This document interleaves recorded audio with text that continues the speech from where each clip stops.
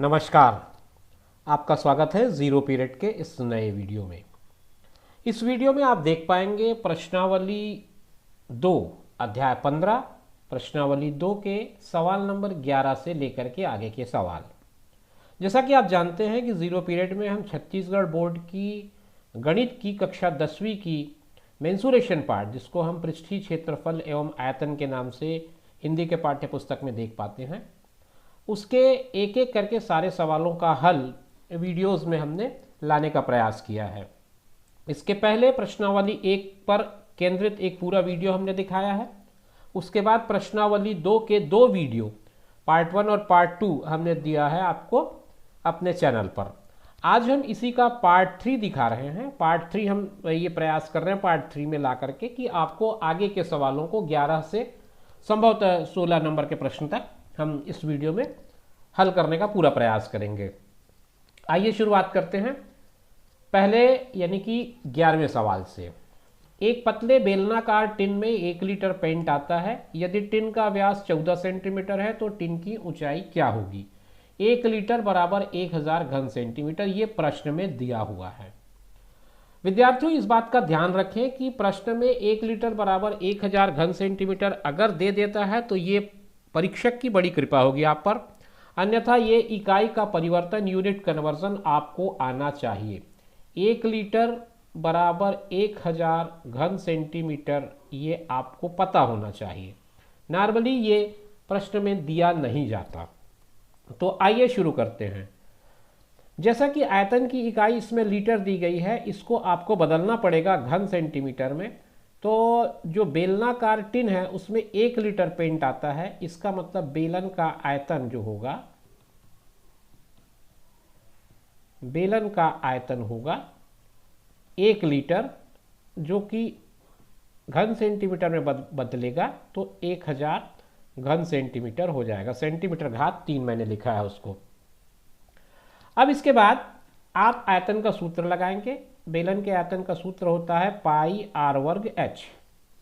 पाई की जगह आप 22/7 रखें, आर की जगह उसकी त्रिज्या रखनी पड़ेगी। त्रिज्या के लिए आपको व्यास दिया हुआ है, त्रिज्या नहीं दिया है।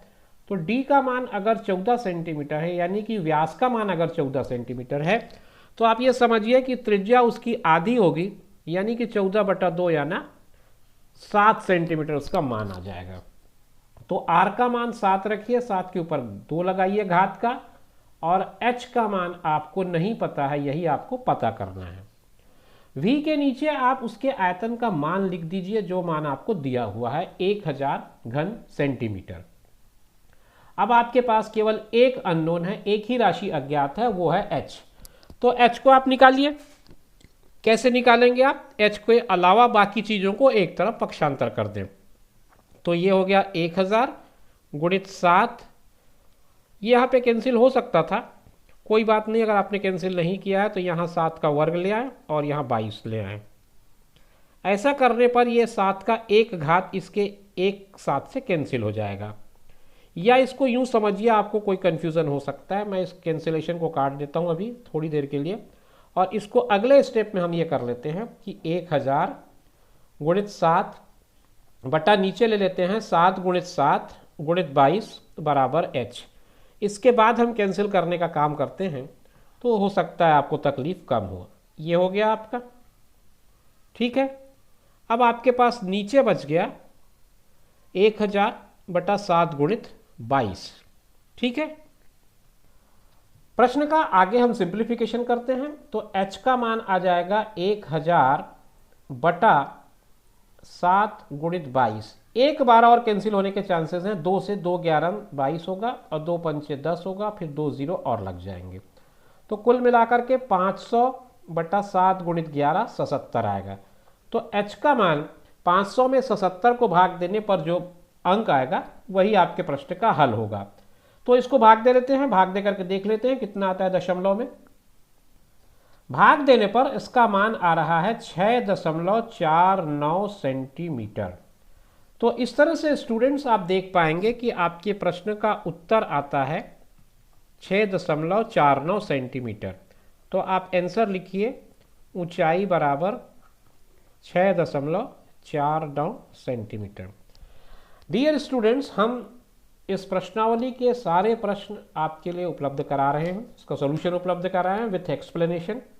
आप हमारे चैनल पर अगर नए हैं तो आप पुराने वीडियोस हमारे खोज सकते हैं, आपको इसके सारे सॉल्यूशंस आप इसी चैनल पर मिल जाएंगे।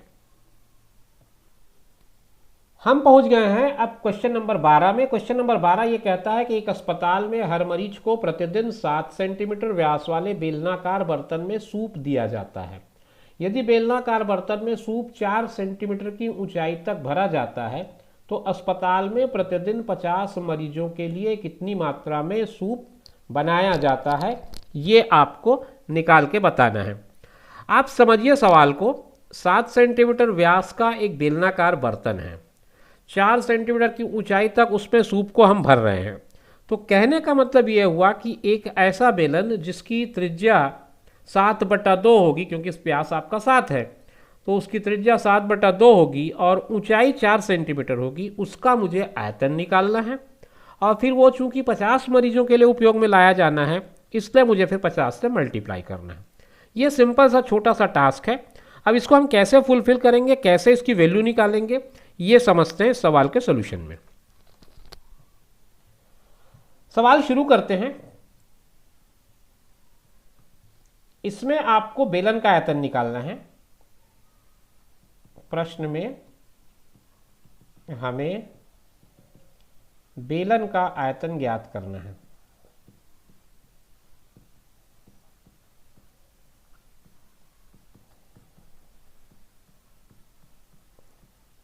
तो बेलन का आयतन v है तो उसका मान हो जाएगा πr²h।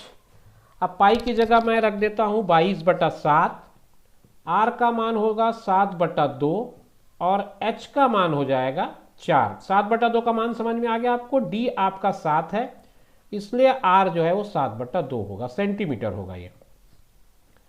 और ऊंचाई की इकाई भी सेंटीमीटर है, इसलिए इकाई का कोई समस्या इसमें नहीं आएगा आपको।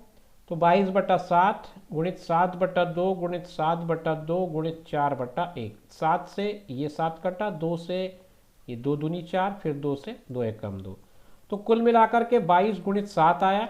7 दूनी 14, 7 दूनी 14 एक 15, 154 सेंटीमीटर त्रिघात यानी कि घन सेंटीमीटर। ये इसकी इकाई आई एक बेलन की, मतलब एक जो बेलनाकार बर्तन है जिसमें सूप रखा जा रहा है उसकी इकाई आ रही है 154 घन सेंटीमीटर। मुझे निकालना है 50 मरीजों के लिए। 50 मरीजों के लिए 50 मरीजों के लिए सूप की मात्रा ये आपको ज्ञात करनी है ना। तो आप क्या करेंगे, 50 से 154 को गुणा कर देंगे। 50 से जब 154 को आप गुणा करेंगे तो जो गुणनफल आएगा वो क्या आएगा वो समझ लेते हैं। पहले 0 मैंने लगा दिया। 5 चौक 20 का 0 हासिल 2, 5 पंचे 25 और 2 27 का 7 हासिल 2, 5 एकम 5 और 2 7। ये कुल मिला करके आपका आयतन आ जाएगा। तो कितनी मात्रा में सूप बनाया जाना है, 7700 घन सेंटीमीटर। अब आप उत्तर लिख दीजिए अपना। आंसर आ जाएगा 7700 घन सेंटीमीटर। ये इस सवाल का हल हो जाएगा। बहुत आसान सवाल था, मान भी आसान थे, अंक भी आसान थे। आपको कैंसिलेशन में या सिंप्लीफिकेशन में दिक्कत कम आएगी। सवाल नंबर 13 में हम पहुंच चुके हैं। इस सवाल में यह कहता है कि एक तांबे का छड़ है, उसकी व्यास 1 मीटर है और लंबाई 8 मीटर है। इसको पिघला करके 18 मीटर लंबा पतला तार बनाया गया है। तार की मोटाई ज्ञात करनी है। आप ये देखेंगे कि इस पूरी प्रक्रिया में एक बेलन से दूसरे बेलन का परिवर्तन किया जा रहा है, क्योंकि छड़ हो या तार हो दोनों का आकार जो है बेलनाकार होगा। तो पूरी प्रक्रिया एक बेलन से दूसरे बेलन में बदलने की है। तो आप जैसा कि जानते हैं जब हम किसी चीज़ को गलाते हैं या पिघलाते हैं तो इस पूरी प्रक्रिया में, पूरे प्रोसेस में केवल आयतन ही एक ऐसी चीज़ होती है जो अपरिवर्तित रहती है। तो पहला जो आपका छड़ है उसका आयतन तार के आयतन के बराबर होना चाहिए। ठीक है, हम अपने सवाल की शुरुआत यहीं से करेंगे। पूरी प्रक्रिया में, पहले मैं एक छोटा सा नोट लिख दूं। पूरी प्रक्रिया में आयतन अपरिवर्तित रहेगा।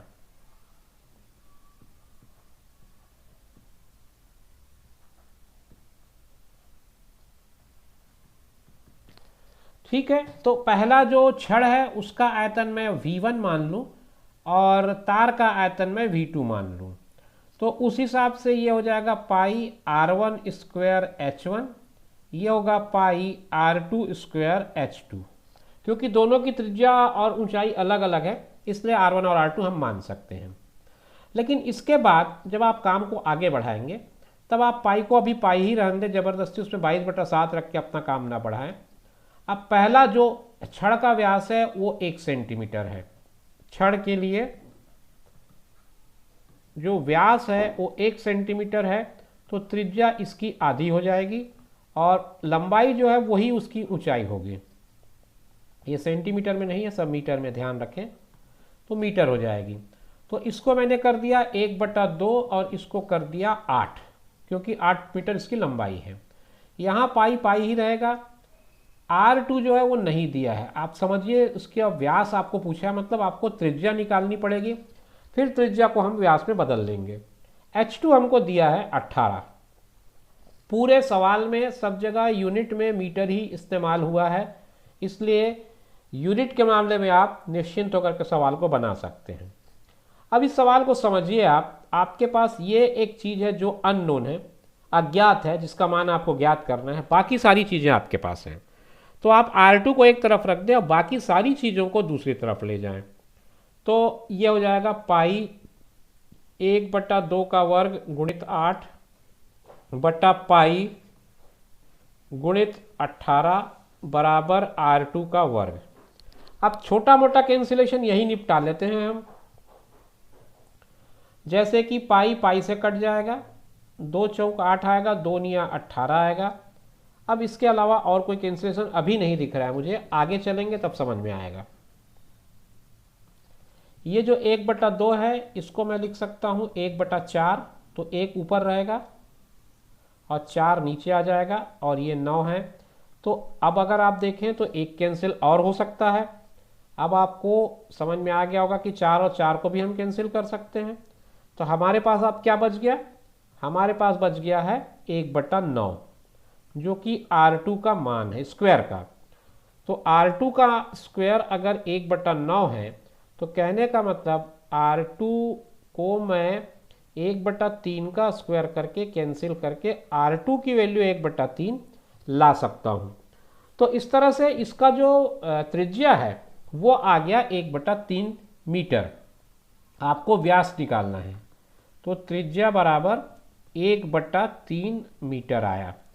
इसलिए व्यास इसका डबल होगा, 2 गुणित त्रिज्या होता है व्यास, तो आप 2 से गुणा कर दें इसको, 2 गुणित 1/3 कर दें, 2/3 मीटर हो जाएगा। तो कुल मिलाकर के आपका उत्तर आ रहा है 2/3 मीटर। आंसर आ जाएगा आपका तार की मोटाई बराबर 2/3 मीटर। ये आसानी से आप सवाल को बना पाएंगे। डियर स्टूडेंट्स, हम नेक्स्ट क्वेश्चन शुरू करें इसके पहले मैं आपको बता दूं कि आप जब हमारे चैनल को विजिट करेंगे तो इस पर क्लास 10th के अलग अलग टॉपिक्स के सॉल्यूशंस मिल जाएंगे। वीडियो फॉर्म में आपको वो सारा एक्सप्लेनेशन मिलेगा जिसकी आपको ज़रूरत है। तो आप चैनल पर विजिट करें और इसको सब्सक्राइब करके अपने दोस्तों के बीच शेयर करें, ताकि आपके और जो फ्रेंड्स हैं वो भी इसका बेनिफिट ले सकें। सवाल नंबर 14 हम शुरू कर रहे हैं। 7 मीटर व्यास का एक कुआं है, 20 मीटर गहरा खोदा गया है। इससे जो मिट्टी निकली है उसको 22 मीटर 14 मीटर का एक प्लेटफॉर्म बनाया गया, मतलब 22/14 मीटर का एक प्लेटफॉर्म बनाया है। इसकी आपको ऊंचाई निकालनी है। ये सवाल भी कॉन्सेप्ट वाइज पिछले क्वेश्चन की तरह है, इसमें भी आयतन का जो परिवर्तन है वो नहीं होगा, मतलब एक ही आयतन रहेगा, दोनों अलग अलग आकृतियों में। मगर पिछले सवाल में और इसमें अंतर यह है कि पिछली बार हम एक आकृति से दूसरी आकृति में नहीं बदल रहे थे, दोनों एक बेलन से दूसरा बेलन बदल रहे थे। अब की बार कुआं खोदा जा रहा है, मतलब वो बेलन है। कुएं का अगर मैं शेप बनाऊं तो कुएं का शेप कुछ इस तरह से बनेगा ना, ये इस तरह का फ्रेम में कुआं बनेगा। फिर यहाँ से जो मिट्टी निकल रही है उसको आप क्या कर रहे हैं, आप एक प्लेटफॉर्म बना रहे हैं, चबूतरा बना रहे हैं। चबूतरा क्या बनेगा, आपका घनाभ बनेगा। चबूतरा घनाभ की तरह बनेगा, मतलब आपके बेलन का जो आयतन है वो घनाभ के आयतन के बराबर आएगा। ये होना चाहिए कॉन्सेप्ट आपका, ये कहता है। तो आप जब हल करेंगे तो इस पे लिखेंगे बेलन का आयतन बराबर होगा घनाभ के आयतन के। अब आप यहां पे समझ लें, थोड़ा सा मैं आपको ऊपर लिख के दिखा देता हूं। यहां पे एक लाइन और लिख देने से आपकी चीज समझ में आ जाएगी। कुआं का आयतन, कुआं है यहां पर बेलन, और यहां पर है प्लेटफॉर्म, ये है आपका घनाभ। बस ये चीज आपके दिमाग में क्लियर होनी चाहिए। आगे चलते हैं। दोनों के मान आप रख दें, दोनों के सूत्र पहले लिख लें आप। बेलन का आयतन वही होता है पाई आर वर्ग एच, घनाभ का आयतन एल गुणित बी गुणित एच की जगह अब ये वाला एच यूज कर रहा हूं क्योंकि एक बार हम एक वेरिएबल को यूज कर चुके हैं बेलन के लिए। चलिए आगे चलें। आगे चलेंगे, हम वैल्यूज पुट करेंगे। पाई की जगह 22/7 रखेंगे। आर जो होगा 7 सेंटीमीटर व्यास का है, इसका मतलब 7/2 हो जाएगा। कुआं 20 मीटर गहरा खोदा गया है तो 20 मीटर होगा एच। इसमें से 22 मीटर लंबाई है, 14 मीटर चौड़ाई है और ये ऊंचाई अज्ञात है। बिल्कुल आसान सा सवाल है। अब देखिए, अब आपके पास अज्ञात के रूप में केवल एक है एच, बाकी सारी चीजें ज्ञात हैं। तो आप इसको 22/7 रखें, इसको 7/2, 7/2 दो बार लिख दें, इसको 20 लिखें, 20/1 लिख लें समझ में ना आए तो। अब ये 22 इधर आएगा, 1/22 हो गया, 14 इधर आया, 1/14 हो गया, एच रह गया अज्ञात। अब कैंसिल करिए, जो जो आप कैंसिल कर सकते हैं उसको तो आप आसानी से कैंसिल कर लीजिए, कहीं दिक्कत नहीं आएगी।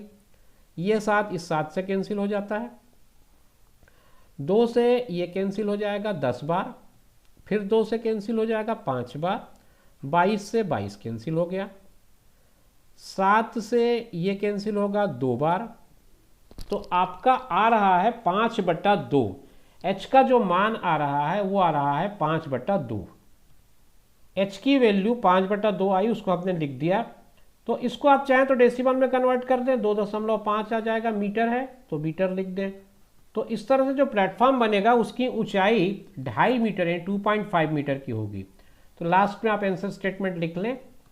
आंसर आपका आ जाएगा ऊंचाई बराबर 2.5 मीटर। ये आपके प्रश्न का समाधान हो जाएगा, हल हो जाएगा। ठीक है। प्रश्न क्रमांक 15, एक घनाभ जिसकी ऊंचाई 5.5 सेंटीमीटर, 10 सेंटीमीटर और 3.5 सेंटीमीटर है। ये उसकी भुजाएं मतलब लंबाई, चौड़ाई और ऊंचाई है। इनको पिघला दिया गया, पिघला करके 1.75 सेंटीमीटर व्यास और 2 सेंटीमीटर मोटाई का सिक्का बनाया जा रहा है। सिक्का कहने का मतलब वो क्या होगा? सिक्का का मतलब वो बेलन है। सिक्के को देखने से आपको नहीं लग रहा है, लेकिन सिक्का अपने आप में एक बेलन की प्रतिकृति होती है। तो हमको निकालना है सिक्कों की संख्या। तो सिक्कों की संख्या कैसे निकलेगी? सिक्कों की संख्या बराबर किसको पिघलाया जा रहा है? घनाभ को। तो घनाभ ऊपर रहेगा न्यूमरेटर में, घनाभ का आयतन बटा बेलन का आयतन। सिक्का यहां पे बेलन होगा। अब एक एक करके वैल्यूज पुट करते हैं। घनाभ का आयतन L into B into H होता है। आप पहले एक फार्मूला लिख लें ताकि आपको कुछ मार्क्स इसके मिल जाएं। L की जगह आप 5.5 रखेंगे, B की जगह 10 रखेंगे, H की जगह 3.5 रखेंगे और उसके बाद पाई की जगह 22/7 है, 7 ऊपर भेज दिया मैंने।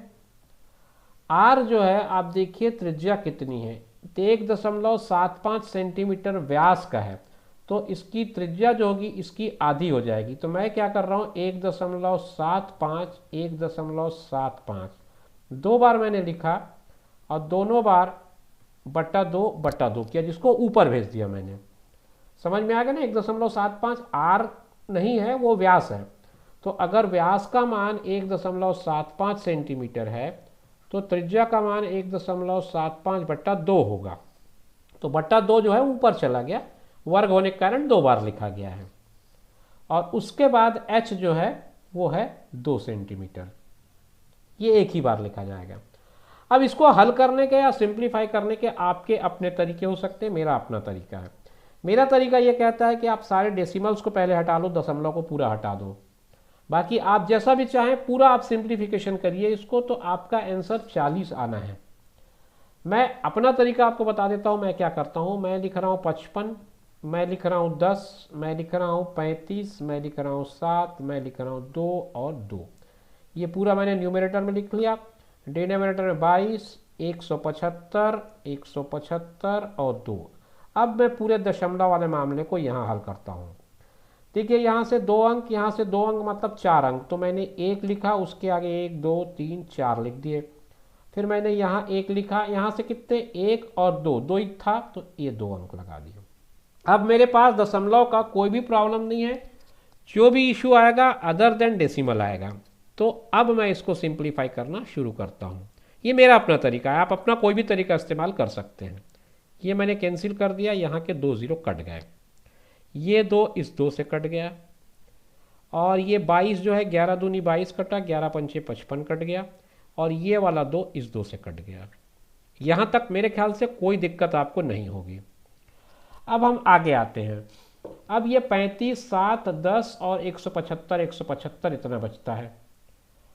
तो 7 से अगर मैं काटूं तो ये कटेगा 7 एकम 7, 7 दूनी 14, बचा 3, 7 पंचे 35, ये कट गया। अब ये फिर से आपको काटेगा 5 पंचे 25 और 5 सत्ते 35, ये फिर आपको काटेगा 7 एकम 7 और 7 25 175। आप देखते जाइए, मेरा अपना तरीका और आपका तरीका अलग अलग हो सकता है। 5 एकम 5, ये 5 एकम 5 कट गया। 25 से मैंने काटा इसको, 25 चौक 100। अब कुछ भी चीज़ डिनोमिनेटर में नहीं बचा है, मतलब हर में कोई भी मान नहीं बचा है, केवल मुझे जो कुछ भी करना है अंश में करना है। अंश में यहाँ पे 1 आ गया है, यहाँ पे 10 है, यहाँ 1 है, यहाँ 1 है, यहाँ 1 है, यहाँ 1 है, 4 है। तो 10 और 4 में का गुणा करूँगा तो 40 आएगा। ये मेरे सवाल का जवाब हो जाएगा। तो आखिर में मैं लिखूँगा सिक्कों की संख्या 40 होगी, यानी 40 सिक्के बनेंगे अगर आप घनाभ को पिघला करके सिक्के बनाते हैं तो ये एक तरीका है। आप अपने तरीके से भी सिंप्लीफिकेशन कर सकते हैं, आपको जो आसान लगे उस तरीके से करिएगा। डियर चिल्ड्रन, क्या हुआ है कि आज की वीडियो थोड़ी लंबी हो गई है, लेकिन इसके बावजूद इस प्रश्नावली में केवल एक ही सवाल बच गया है, तो इसके लिए एक अलग से वीडियो बनाना ठीक नहीं होगा। तो मैं इसको कंटिन्यूएशन में ले रहा हूँ और उम्मीद करता हूँ कि आप बोर नहीं हुए होंगे और इस सवाल को ख़त्म करके ये वीडियो भी हमारी ख़त्म हो जाएगी। तो आइए देख लेते हैं आज के इस वीडियो का आखिरी सवाल और इस प्रश्नावली का भी आखिरी सवाल। बेलन का आयतन वक्र पृष्ठ का क्षेत्रफल क्रमशः 24,750 घन सेंटीमीटर और 3300 वर्ग सेंटीमीटर है। बेलन के आधार की त्रिज्या और ऊंचाई ज्ञात करना है। आपको रेडियस ज्ञात करना है और हाइट ज्ञात करनी है। चलिए शुरू करते हैं, ज़्यादा बात नहीं करेंगे, सवाल ही हल करते हैं सीधा। हमारे पास जो दिया है वो है आयतन 24,750 सेंटीमीटर त्रिघात, और आपको दिया है वक्र पृष्ठ यानी कि CSA, ये है 3300 सेंटीमीटर स्क्वायर। ये इतनी चीज़ें दिया है। आप क्या करें, दोनों का सूत्र लगा दें, पाई आर वर्ग H बटा 2 पाई RH। दोनों बेलन के हैं, मैंने दोनों को बटा कर दिया। बटा करने का मतलब मेरा ये था कि जो जो चीज़ एलिमिनेट हो जाएगी, जो जो चीज़ हट जाएगी वो हटा देता हूँ मैं पहले। सिंप्लीफाई करिए, दोनों एक ही बेलन के लिए हैं, इसलिए मैंने एक ही वेरिएबल या एक ही चर यूज़ किया है, H और R, R1 R2 नहीं लिया है। ये H से H कट गया, पाई से पाई कट गया, R स्क्वायर में से 1 घात कटा यहाँ के R से, तो यहाँ पर बचा R, यहाँ बचा 2, और यहाँ पे देखिए ये 0 0 से कट गया। और बाकी क्या कटता है इसमें देख लेते हैं। 11 दूनी अगर काटते हैं तो ये हो जाएगा, 11 से काट दें, 11 तिया 33, ये कट रहा है। 11 दूनी 22 बचा, इसमें से 2, फिर 11 दूनी 22 और 11 पंचे 55। 5 से काटते हैं, 5 छक्के 30 कट गया, 5 चौक 20 और 2 बचा यहाँ पे, 5 पंचे 25। ठीक है, 3 से कटेगा, 3 दूनी 6, 3 15 45। मेरा ख्याल है और कुछ कट सकता है, नहीं तो दिख रहा है मुझे संभावना, और कैंसिलेशन की कोई संभावना नजर नहीं आ रही, तो मैं सीधा इसको 15/2 कर देता हूँ। मुझे R का मान चाहिए था, तो आर का मान अपने आप 15 दिख रहा है, फिर भी अगर आप चाहें तो आर को तिर्यक गुणा करके 15/2 गुणित 2/1 करें, कैंसिल करें, आर का मान 15 क्या था, ये मीटर था, सेंटीमीटर था, सेंटीमीटर था। तो इस तरह से आपके प्रश्न में त्रिज्या का मान आ गया 15 सेंटीमीटर।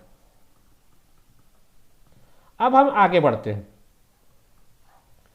एक पार्ट हुआ आपका ऊंचाई ज्ञात करना है। ऊंचाई ज्ञात करने के लिए आप इनमें से किसी एक को ले लो। जैसे आप सी एस ए लेते हैं 2πRh, तो सी एस ए का मान है 3300, 2 की जगह 2 रख दें, पाई की जगह 22/7 रख दें, आर की जगह अभी आपने निकाला है 15, एच अज्ञात है। बस अब इसको सिंप्लीफाई कर लें।